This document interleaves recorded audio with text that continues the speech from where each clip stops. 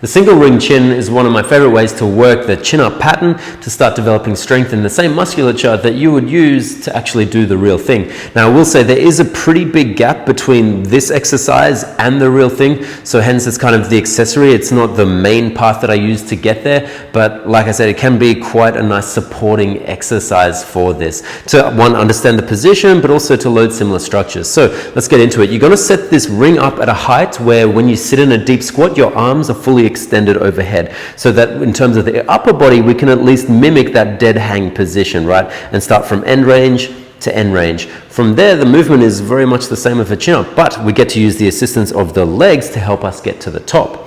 So in terms of what's happening with the upper body, you still want to think that shoulders down, you initiate by pulling the scaps down and then follow through with the hands. We also want to come to the top position, which is ideally chest to ring, not just chin to ring. Reason being, chest to ring is a great point to start learning about transitioning to a muscle up. So if we can have the strength to pull up here, this is going to be more beneficial for high level skills down the road as opposed to just pulling to the chin. Anyway, let's have a look at what this looks like. So we're going to go for a double underhand grip, chin up grip, right? We're going to get a little bit more biceps with this as well. But you're going to start by standing close.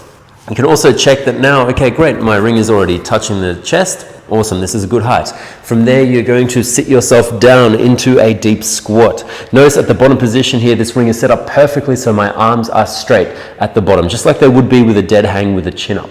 From there, as I mentioned before, the first thing I'm going to do is pull my shoulders down before I start bending the elbows. So depress the scaps, continue to pull with the arms, use the feet as much as needed to get the chest to touch at the top, and then control your way back down. As soon as you get to the bottom, go again. Set and pull, and back down. Set and pull, and back down. Now I'm trying to avoid the microphone a little bit, so there's a little bit of lean, but ideally you want to be as vertical as possible in this top position.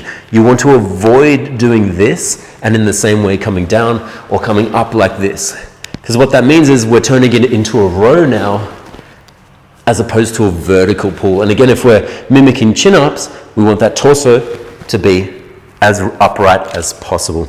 So torso upright, lead with the shoulders, follow through with the arms, chest touches the ring.